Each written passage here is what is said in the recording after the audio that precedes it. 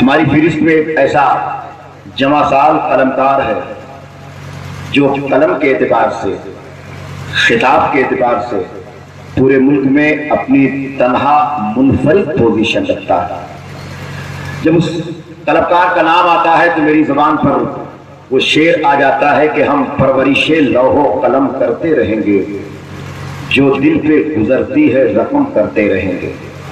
مجھ کو سولی پہ چڑھانے کی ضرورت کیا ہے، میرے ہاتھوں سے قلم چھین لو مر جاؤں گا۔ اس جمع سال قلمکار اور خطیب کو پورا ہندوستان حضرت علامہ ذیشان احمد صاحب مصباحی کے نام سے جانتا ہے۔ میں اس نام کا کتنا احترام کرتا ہوں یہ میں لفظوں میں بیان نہیں کر سکتا۔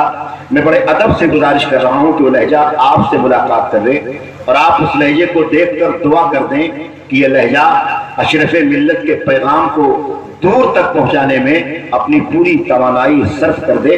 میں انہی لفظوں کے ساتھ گزارش کرنے جا رہا ہوں حضرت علامہ مولانا ذیشان احمد صاحب کی اولاد مصباحی سے اپنے تاثرات، اپنے خیالات پیش کریں۔ آئیے ان کا استقبال کر لیں پورا مجمع۔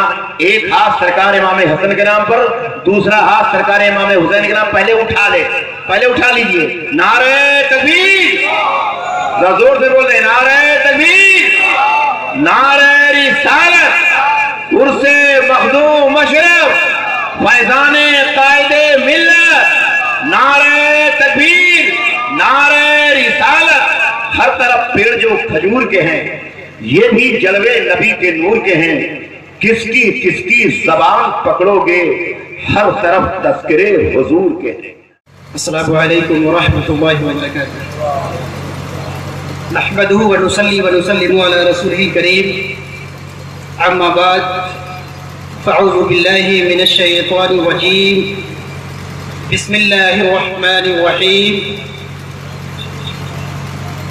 واعتصموا بحبل اللہ جميعا ولا تفرقوا۔ صدق اللہ العظیم وبلغنا رسولہ النبی الامین الکریم، ونحن علی ذلک لمن الشاہدین والشاکرین والحمد للہ رب العالمین۔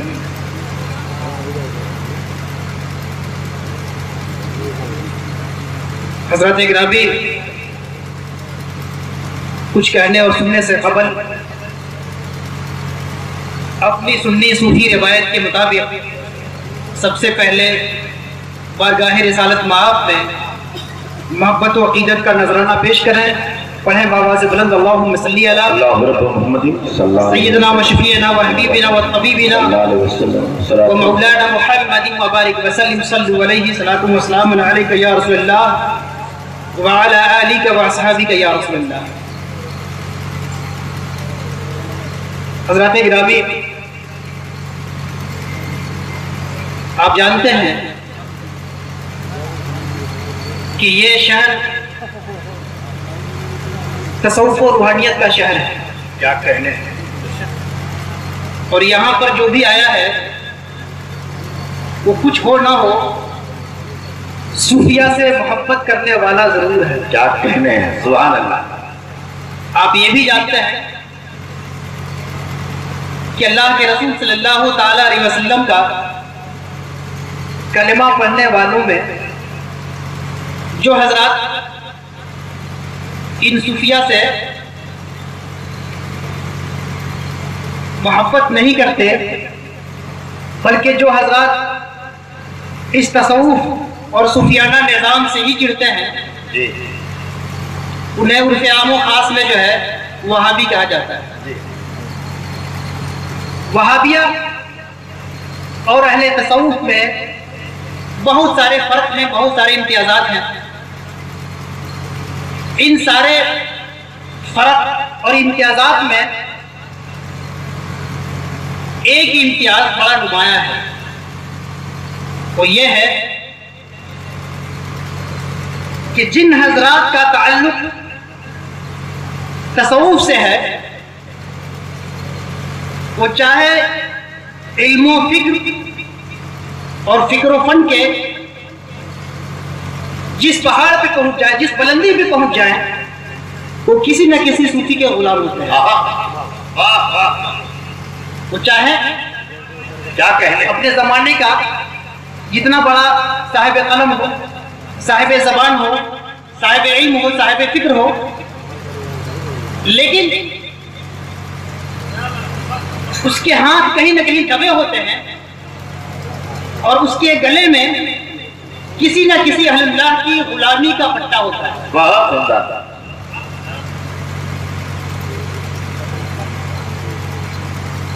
یقینی طور پر میرا بھی اسی طبقے سے تعلق ہے اور میرے گلے میں بھی خانقاہ کی غلامی کا پٹا ہے۔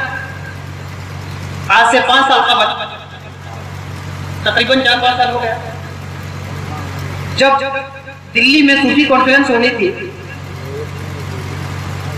اس سے پہلے بتایا گیا آپ کو کہ علماء مشائخ بورڈ 2005 سے کام کر رہا ہے، لیکن ہمیں شرکت کا موقع ملا صوفی کانفرنس کے موقع پر۔ صوفی کانفرنس کے موقع پر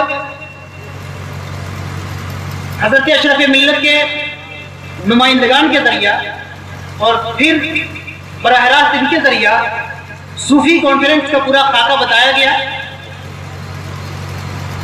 جس سے معلوم ہوا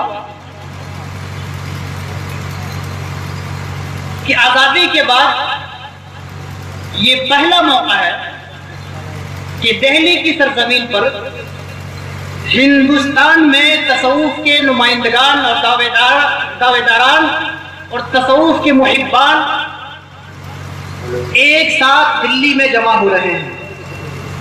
اور یہی نہیں، عالم اسلام کے تصوف کے تمام نمائندگان جمع ہو رہے ہیں۔ مسئلہ تو یہ ہے کہ پوری زمین صوفیہ کی ہے، ان بوریا نشینوں کی ہے، کیا بات ہے، اور ہر طرف ان کی چہل پہل ہے، لیکن کچھ ہماری بے حکمتی کے سبب سیاسی اور سماجی سطح پر ایسا پانسا پلٹا کہ ہمیں اس دیش میں اجنبی ہو کر رہ گئے۔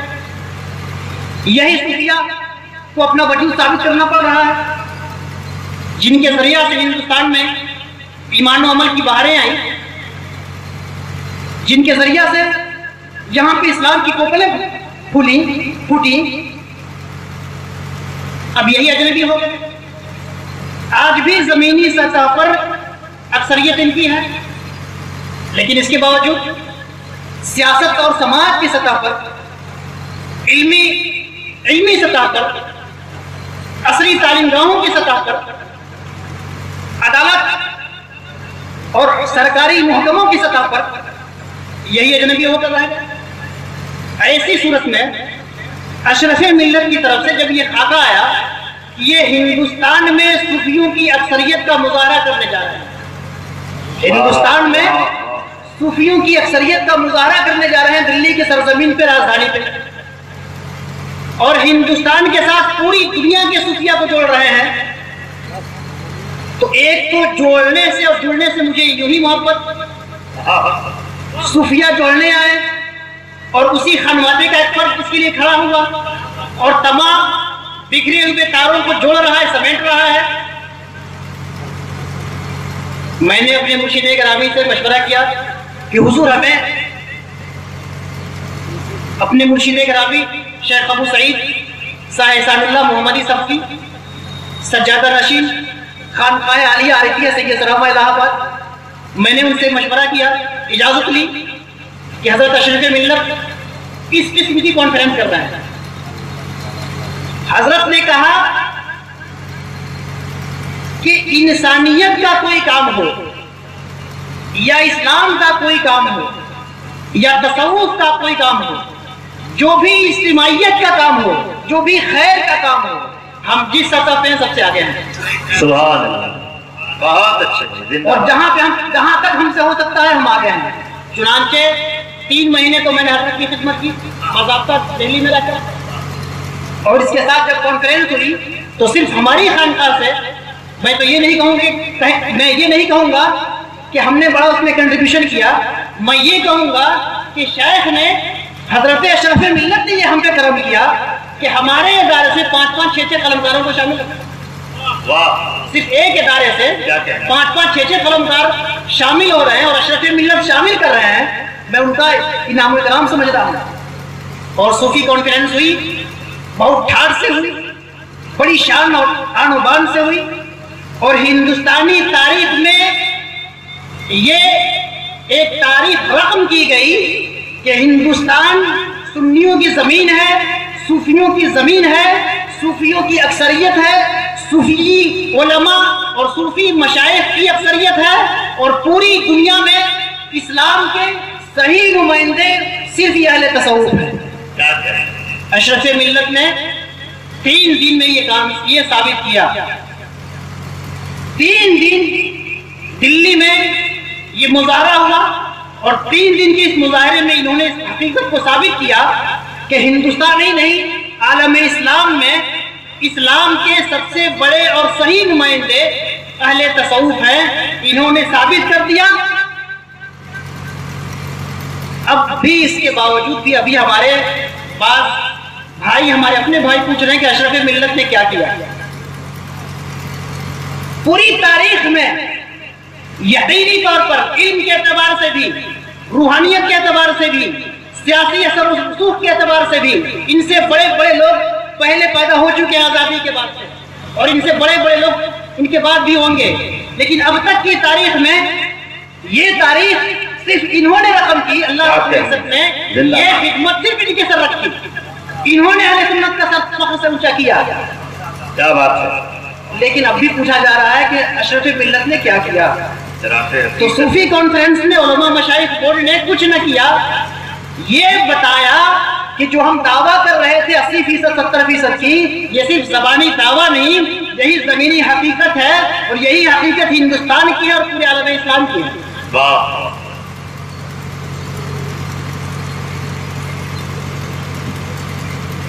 अभी हमारे पेशवा व खतीब हज़रत मकनपुरी साहब जो है, इसी हवाले से गुफ्तगू कर रहे थे कि बड़ा मसला है पूरी दुनिया में मोहब्बत बांटने वाला कौन है। हर खानकाह, हर आधा कच्चा पक्का सूफी सबसे पहले आगे खड़ा होकर ये दावा करने के लिए तैयार है कि मोहब्बत हम बांटते हैं। ठीक है साहब, आप पूरी दुनिया में मोहब्बत बांटते हैं, जब आप इतनी ही मोहब्बत करने वाले हैं तो अपनों को क्यों छांटते हैं? अगर मोहब्बत बांटते हैं तो अपनों को क्यों छांटते हैं? तो आप कहिए कि हम पूरी दुनिया में मोहब्बत बांटते हैं, पूरी दुनिया में हम मोहब्बत बांट रहे हैं और अपनों को ही काटने छांटने के चक्कर में पड़े हुए हैं। अशरफ मिल्लत ने अगर सूफिया को जमा किया, 250-300 सूफिया को एक स्टेज के नीचे, एक छत के नीचे जमा किया, ये गैर मामूली काम है, ये मामूली काम है। एक छत के नीचे 250-300 सूफिया का जमा हो जाना बहुत बड़ी बात है, ये मामूली काम है। यहाँ तो ये है कि भाई फलां के स्टेज पे क्यों गए थे, फलां के स्टेज पे तो फलां खानकाह वाला भी था, हम उस पर नहीं बैठेंगे। जो ये मोहब्बत बांटने वाले दावेदार हैं, अरे उस पे तो फलां मौलवी था, हम उस पे नहीं बैठेंगे। अरे फलां खानकाही या फलां मौलवी, अरे कम से कम मुसलमान तो था, अरे उसकी रूहानियत नाकिस है, उसका इल्म नाकिस है, उसका अखलाक नाकिस है, अरे कम से कम वो मुसलमान तो है। एक मुसलमान के साथ तुम बैठने के लिए तैयार नहीं हो और मोहब्बत बांटने वाले तुम हो। क्या बात है, एक मुसलमान के साथ नहीं बैठ सकते। जिंदाबाद। हम हजरत मखदूम सिमना का नाम लेते हैं, हजरत ख्वाजा निजामुद्दीन औलिया का नाम लेते हैं, हजरत ख्वाजा गरीब नवाज का नाम लेते हैं। इनमें कौन है जिसने कहा कि मैं फलां के साथ नहीं बैठूंगा? वाह, नारे तकबीर, नारे रिसालत, सुभान अल्लाह, नारे हैदरी। मुसलमानी, जब खानकाहों से नफरत का दर्द दिया जाएगा तो मोहब्बत का सबक मिलेगा कहाँ में? जब खानकाहों से ही नफरत का दर्द दिया जाने लगी तो मोहब्बत कहाँ मिलेगी? ये आवाम कहाँ जाएंगे? बेचारे परेशान हो जा रहे हैं कि किससे मुरीद हो, किसको सही माने, किसको गलत माने। अरे भाई क्यों नहीं बताते कि तुम्हारा जी जिससे चाहे मुरीद हो जाओ, लेकिन अदब व एहतराम सबका करो, मोहब्बत सबका करो, सबसे करो। یہ صوفیہ کے آستانے ہیں جہاں کسی ملحد کو نہیں بھگایا گیا تو کسی خانقاہی کو کیوں کسی مشرک کو نہیں بھگایا گیا تو کسی مسلمان کو کسی دعوی تصوف کرنے والے کو کیوں بھگا رہے ہو؟ میں نے مانا کہ اس کا دعوی تصوف، چلو تمہاری بات مان لیتے ہیں، اس کا دعوی تصوف تمہارے اعتبار سے ناقص ہے، لیکن دعوی تصوف بھی تو ہے، کیوں بھگا رہے ہو بھائی اس کو؟ تم جن بزرگوں کے نام لے رہے ہو، جن آستانے پہ بیٹھے ہو، کیا ان بزرگوں نے بھگایا تھا؟ تم کیوں بھگا رہے ہو؟ پولیس کا اپنا کام ہے اور ڈاکٹر کا اپنا کام ہے۔ پولیس کا اپنا کام ہے، پولیس کا کام ہے کہ وہ چور اور ڈکیت کو پکڑے اور اس کو مار مار کر کے اس سے اگلوائے اور جرم قبول کروائے۔ لیکن کیا آپ نے سنا کہ کسی ڈاکٹر نے کسی ڈاکو کو مارا ہو؟ کسی ڈاکٹر نے کسی زخمی ڈاکو کو مارا ہو؟ آپ نے سنا ہے؟ یہ صوفیہ ڈاکٹر ہیں، یہ تو بیماروں کا علاج کرتے ہیں، بھگا دیں گے تو علاج کون کرے گا؟ یہ صوفیہ ڈاکٹر ہیں۔ پولیس کا کام ہے وہ بھی صحیح ہے، ڈاکٹر کا کام وہ بھی صحیح ہے، لیکن ان کی ڈیوٹی ڈاکٹر کی ہے۔ میڈیکل جو ہمارے ہسپتال ہیں، ہسپتال میں پولیس کا کام نہ کیا جائے، ہسپتال میں ڈاکٹر کا کام کیا جائے، علاج کا کام کیا جائے، پولیس کا کام نہ کیا جائے۔ اس کے لیے ہمارے علماء کافی ہیں، اس کے لیے ہمارے علماء کافی ہیں۔ جو کام علماء اور فقہاء کا تھا، یہ کام صوفیہ نہ کریں تو بہتر ہے۔ کام بانٹ کے کیا جائے تو بہت اچھا رہے گا، آسانی بھی رہے گا، آسانی بھی رہے گی۔ ابھی حضرت اشرف ملت سے بات ہو رہی تھی، عالم اسلام کے حوالے سے بات ہو رہی تھی۔ مسلمانوں میں جو ہمارا دشمن ہے، اصل دشمن مسلمانوں کا، جو پردے کے پیچھے ہے، جو ہمیں لڑا رہا ہے، اس کے حوالے سے اشرف ملت نے ابھی بڑی قیمتی باتیں، فکر انگیز باتیں انہوں نے بتائی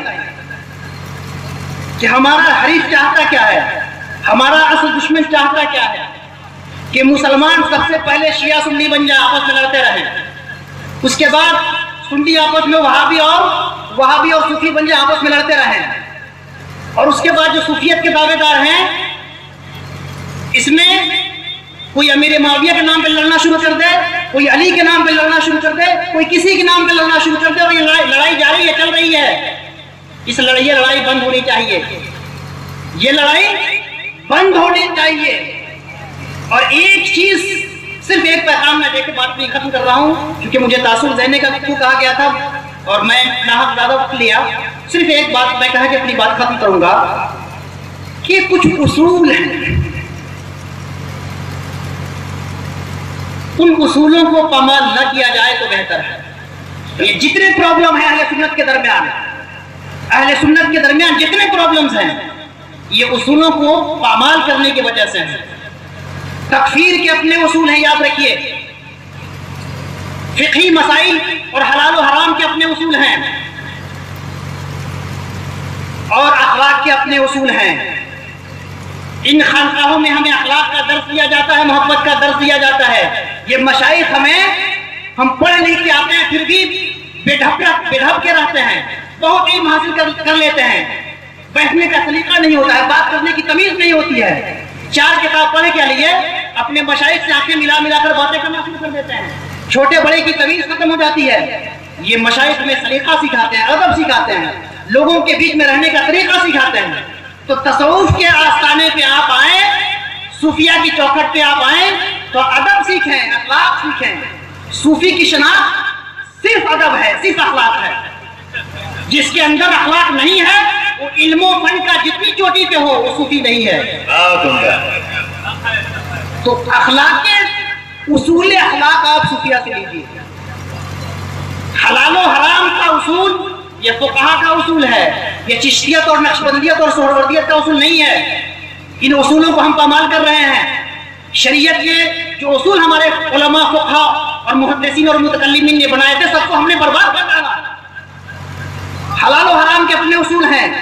تمام فقہا کسی مسئلے کی حرمت میں متفق ہو جائیں وہ حرام قطعی بنتی ہے، وہ چیز حرام قطعی بنتی ہے۔ تمام فقہا کسی چیز کی حرمت میں متفق ہو جائیں وہ حرام قطعی ہے۔ تعریفیں بہت ہیں لیکن اس کی जामे तारीख में बता रहा हूँ और इसकी जिम्मेदारी के साथ में बता रहा हूँ। और जिसकी हुर्मत पे फुक़हा सब मुत्तफ़िक़ न हो पाए, अहनाफ के यहाँ कुछ कौल हो, शवाफ़ी के यहाँ कुछ कौल हो, तो वो चीज हराम तो हो सकती है लेकिन हराम क़तई और मुत्तफ़क़ अलैह हराम नहीं हो सकती है। लिहाजा अगर एक शय हनफी के नजदीक हराम है और शाफ़ी के नजदीक हलाल है तो हनफी तो गुरेज करेगा, लेकिन उस हनफी को ये हक नहीं है कि शाफ़ी को हरामकार और फासिक कहेगा,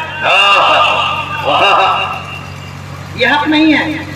और इसी तरह अगर कोई मसला खुद अहनाफ में मुख्तलफी हो जाए, कोई मसला अहनाफ में मुख्तलफी हो जाए, एक हनफी आलिम उसको हलाल कह रहा है, दूसरा हनफी आलिम उसको हराम कह रहा है, तो अभी ये हराम मुत्तफ़क़ अलैह नहीं, हराम क़तई नहीं है, और जो इसका इर्तिकाब कर ले वो फासिक नहीं होगा।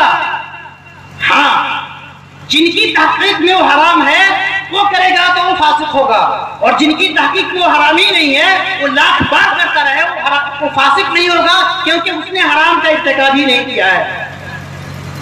इस उसूल को हमने पामाल किया है, जिसका नुकसान हम भुगत रहे हैं। और इसी तरह एक बात मौलाना साहब, इसी तरह कुफ्र व ईमान के फैसले की भी उसूल हैं। उलमाए इसका फैसला कोई सूफी नहीं कर सकता है। माफ कीजिएगा, मैं अपने मशाइख से हाथ जोड़ के मुआफी मांग के इस बात को कह रहा हूँ कि किसी के ईमान का फैसला कोई सूफी नहीं कर सकता बहैसियत सूफी, कोई फकीह नहीं कर सकता बहैसियत फकीह। ये मुतकल्लिमीन का काम है, मुतकल्लिमीन की जिम्मेदारी है किसी के ईमान और कुफ्र का फैसला करना, ये मुतकल्लिमीन का सब्जेक्ट है।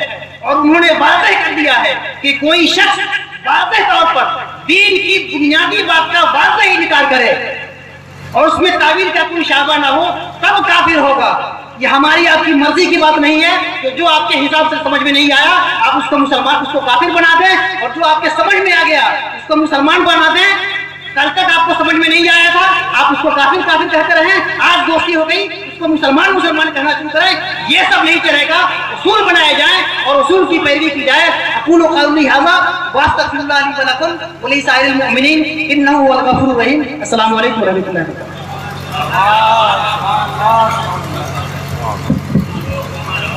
हज़रात, हमारी जमात के एक नौजवान खतीब, इस्मा मुसम्मा खतीब हज़रत अल्लामा डॉक्टर ज़ीशान अहमद साहब क़िबला मिसबाही, जो पैगाम आपको दे करके गए,